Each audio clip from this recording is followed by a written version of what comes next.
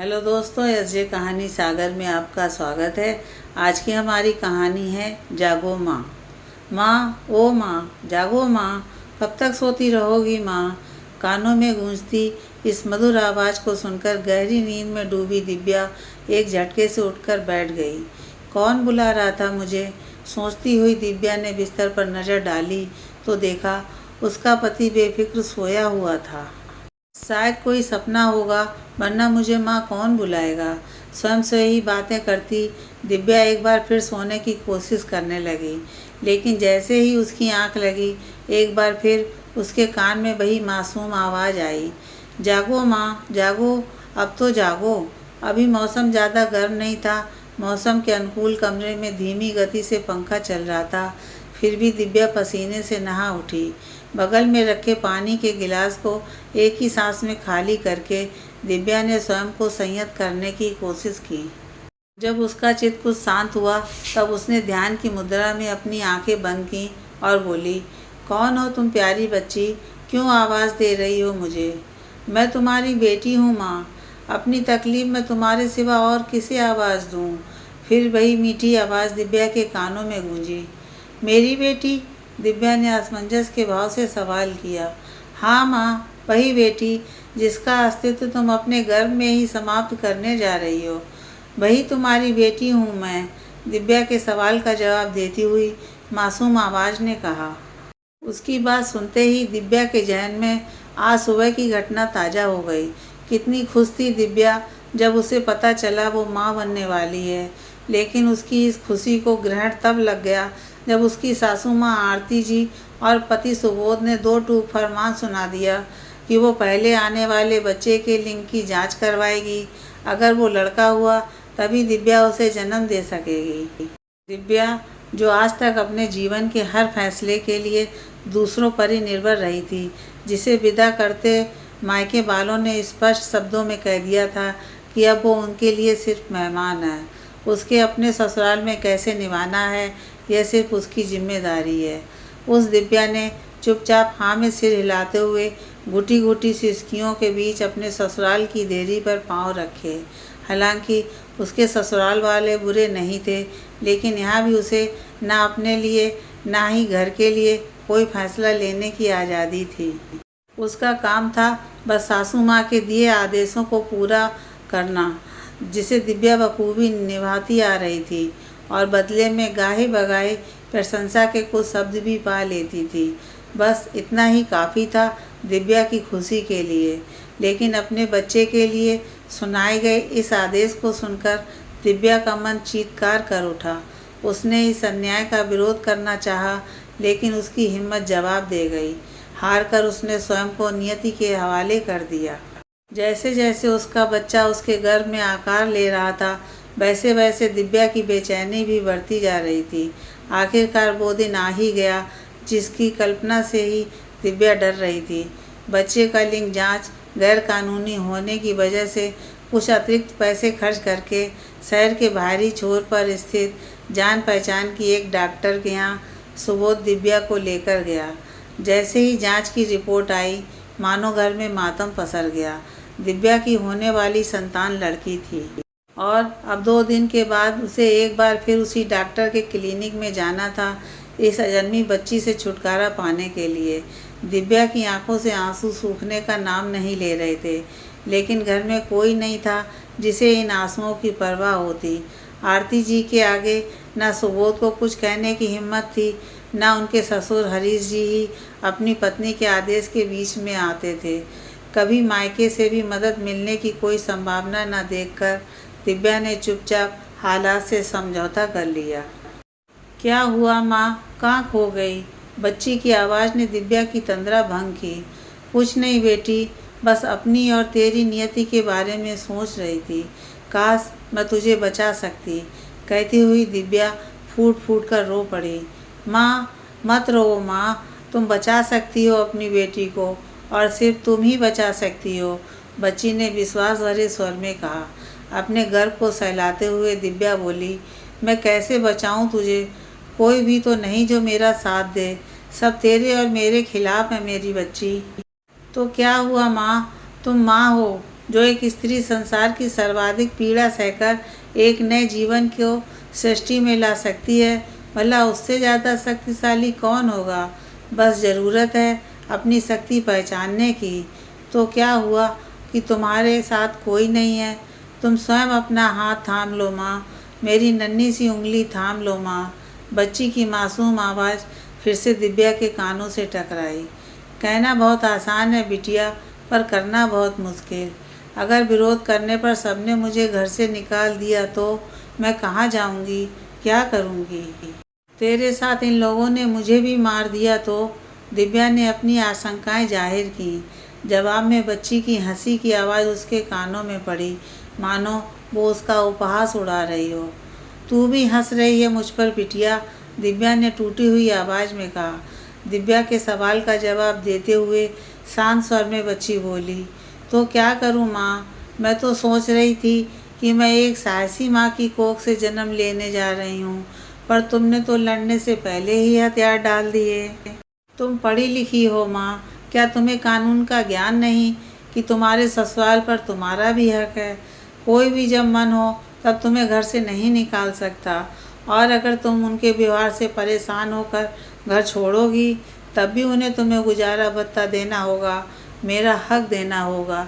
अगर एक माँ ही अपनी बेटी के लिए नहीं लड़ेगी, अपना और अपनी बेटी का हक नहीं समझेगी, तो कौन समझेगा माँ, कौन लड़ेगा?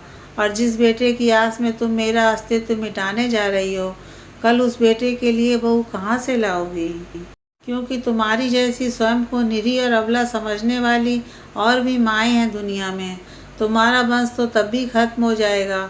हो सकता है कोई और माँ हो जो मेरी तरह कायर ना हो, जो बेटियों के लिए सशक्त आवाज़ उठाए और फिर बिटिया का अस्तित्व मिटने से बच जाए।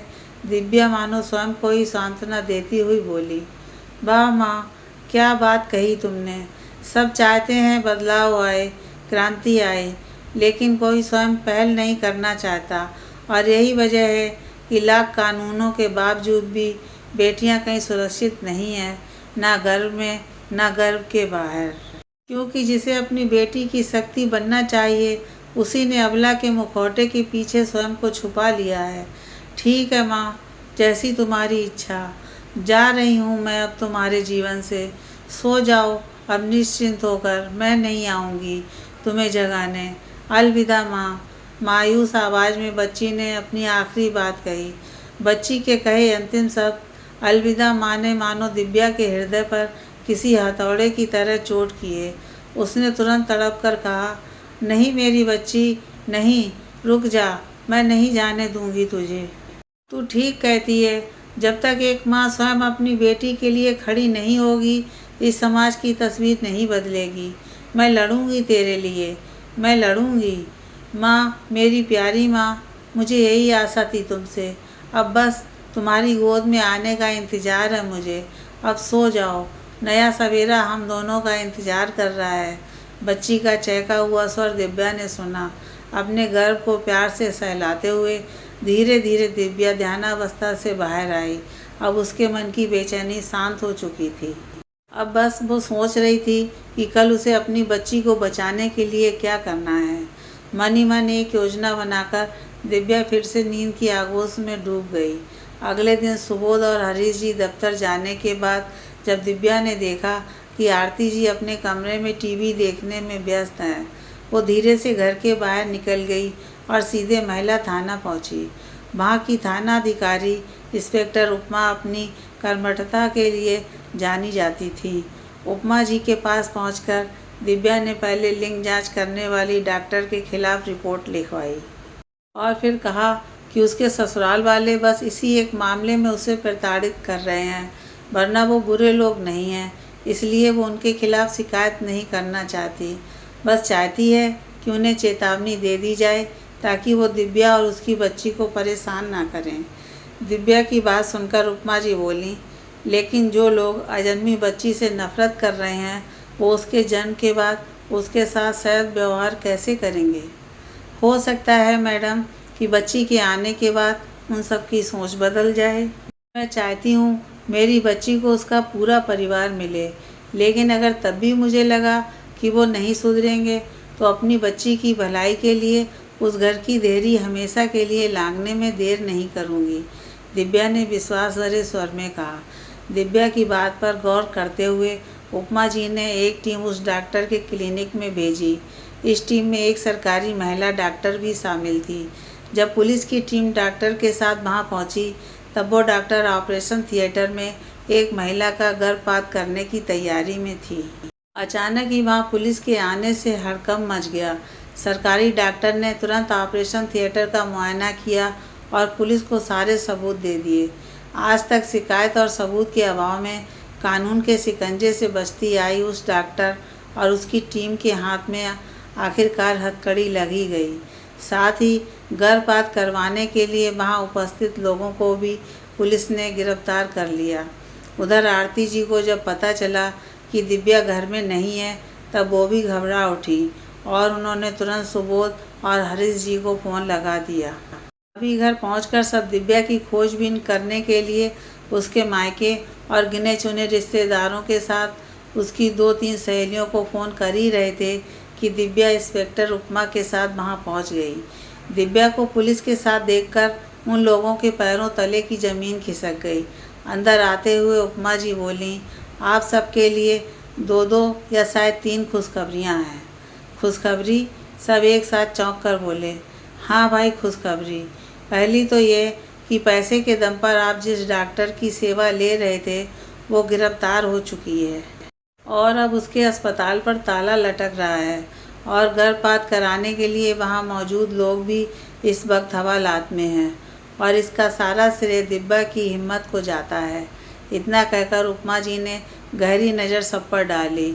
उन सबके चेहरे ही इस खबर को सुनकर पीले पड़ चुके थे और किसी से मुंह से कोई शब्द नहीं निकल रहा था। उन्होंने कभी नहीं सोचा था कि दिव्या जैसी भीरू औरत ऐसा कदम भी उठा सकती है। दिव्या की तरफ से प्रशंसा भरी नज़रों से देखती हुई उपमा जी ने आगे कहा, अब दूसरी खुशखबरी सुनिए।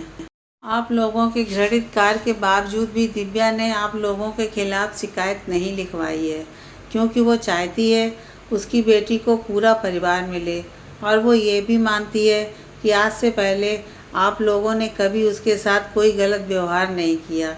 यह सुनकर सब लोगों ने एक नज़र दिव्या को देखा और फिर अपनी नज़रें झुका लीं। उन सबके हृदय अब उन्हें कचोट रहे थे कि आखिर उन्होंने ऐसा गुनाह करने का सोचा भी कैसे। किसी तरह हिम्मत जुटाकर आरती जी बोली, और तीसरी खुशखबरी मैडम जी? अरे तीसरी खुशखबरी यही कि कुछ ही महीनों में इस घर में एक प्यारी सी बच्ची आने वाली है, उपमा जी मुस्कुराते हुए बोली। उनकी बात खत्म होते ही आरती जी ने आगे बढ़कर दिव्या के सामने हाथ जोड़ लिए और अपनी आंखों से बहते हुए आंसुओं को पोंछने की चेष्टा किए बिना बोली, बहू, जब हमें तेरा ख्याल रखना चाहिए था, तुझे खुश रखना चाहिए था, तब हमने तुझे दुख की गहरी खाई में धकेल दिया। हाँ दिव्या, मैं तो पिता था, फिर भी मैंने अपनी बच्ची के प्रति ये गुनाह किया, सुबोध ने अफसोस और निराशा भरे स्वर में कहा। यूँ तो ये गुनाह माफ़ी किए जाने लायक नहीं है, फिर भी हम सबको एक मौका देते हुए बीती बातें अपने दिल से निकाल दो बहू। हरीश जी भी उससे माफ़ी मांगते हुए बोले। दिव्या ने मुस्कुराते हुए कहा, बस अब आप लोग कुछ मत कहिए, मुझे अपनी बेटी के लिए जो चाहिए था वो मिल गया और कुछ नहीं चाहिए मुझे। दिव्या की पीठ थपथपाते हुए उपमा जी बोली, पता नहीं आखिर लोग कब समझेंगे कि बेटी कमज़ोर नहीं होती है, उसे कमज़ोर बना दिया जाता है। वो बेटी ही है जो 2-2 घरों की जिम्मेदारी एक साथ उठाती है और अगली पीढ़ी का इस दुनिया से साक्षात करवाती हैं। अगर संसार में बस बेटे ही बेटे हो जाएं तो क्या इस संसार का अस्तित्व मिट नहीं जाएगा? उनकी बात से सहमति जताते हुए आरती जी ने कहा, आपने बिल्कुल सही कहा मैडम जी, मैं स्वयं एक स्त्री होकर भूल गई थी इस बात को। मैं भूल गई थी कि हम सब चाहते हैं कि हमारी बेटी ऐसे विद्यालय में पढ़े जहाँ महिला शिक्षिकाएँ हों। हम चाहते हैं हमारी बेटी बहू का इलाज महिला डॉक्टर ही करे, लेकिन हम भूल जाते हैं कि अगर बेटियां पैदा ही नहीं होंगी तो कौन शिक्षिका बनकर दूसरी बेटी का मार्गदर्शन करेगी, कौन डॉक्टर बनकर बेहिचक उन्हें अपनी पीड़ा कहने का अवसर देगी और कौन आप जैसी पुलिस अधिकारी बनकर दिव्या जैसी स्त्रियों की आवाज़ को बल देगी, और कौन दिव्या बनकर सभी बेटियों को बचाने के लिए हिम्मत जुटाकर आगे आएगी। हरीश जी बोले। उन सब की बात सुनकर उपमा जी ने कहा, चलिए अब मैं दिव्या और उसकी बच्ची की तरफ से थोड़ा निश्चिंत हूँ, लेकिन फिर भी मैं बीच बीच में उसकी खबर लेती रहूँगी। उम्मीद है जिस तरह आप लोगों को अपने गुनाह का एहसास हुआ और लोगों को भी होगा। उपमा जी के जाने के बाद दिव्या ने एक बार संशय की दृष्टि से अपने घर वालों को देखा। वो अब भी मन ही मन ये सोचकर थोड़ा भयभीत हो रही थी कि सभी घर वाले उसके द्वारा उठाए गए इस कदम के बाद उसके साथ कैसा व्यवहार करेंगे। तभी आरती जी की आवाज़ से दिव्या अपनी सोच से बाहर आई। दिव्या की तरफ स्वयं पानी का गिलास बढ़ाते हुए आरती जी ने कहा, आराम से बैठकर पानी पी लो बहू, इस दौड़ भाग में तुमने अभी तक कुछ खाया पिया नहीं होगा। पानी का गिलास थामते हुए दिव्या की आंखों में आंसू छलछला उठे। उन्हें पहुँचते हुए आरती जी बोली, बस मेरी बच्ची, बस, अब से तुम्हारी ये माँ तुम्हें कभी नहीं रोने देगी। फिर सुबोध की तरफ देखते हुए उन्होंने कहा, शाम को लौटते हुए बहू के लिए फल मेवे लेते आना। मुझे मेरी पोती हट्टी कट्टी चाहिए, ताकि वो भी मजबूती से इस दुनिया में मौजूद चंद अपराधियों से बेखौफ होकर जिए। और मैं मिठाई लेकर आऊँगा। सारे मोहल्ले और रिश्तेदारों को हमारे दादा दादी बनने की खुशखबरी जो सुनानी है। हरीश जी भी अपनी खुशी जाहिर करते हुए बोले। रात में सुकून में नींद में डूबी हुई दिव्या की आंख एक बार फिर मीठी सी आवाज़ सुनकर खुल गई। माँ, मेरी प्यारी माँ, आखिर तुमने मुझे बचा लिया। हाँ मेरी बच्ची, तुम्हारा लाख लाख धन्यवाद कि तुमने मुझे सही राह दिखाई। कहते हुए दिव्या ने प्यार से अपने गर्भ को सहलाया। भला अपनी बेटी को भी कोई धन्यवाद करता है माँ? बच्ची की खिलखिलाहट भरी आवाज़ गूंजी। हमेशा ऐसे ही खिलखिलाना मेरी बच्ची, दिव्या ने कहा। हाँ माँ, चलो अब मैं भी सोती हूँ, तुम भी सो जाओ। बस कुछ महीनों के बाद तुम्हारी गोद में जाग उठूँगी मैं, और तुम्हें भी सारी सारी रात जगाऊँगी, बच्ची ने मासूमियत से कहा। उन रातों का बेसब्री से इंतज़ार है मेरी बच्ची, कहते हुए दिव्या ने अपनी आंखें बंद कर लीं। कुछ ही महीनों के बाद दिव्या ने अपनी बच्ची को जन्म दिया।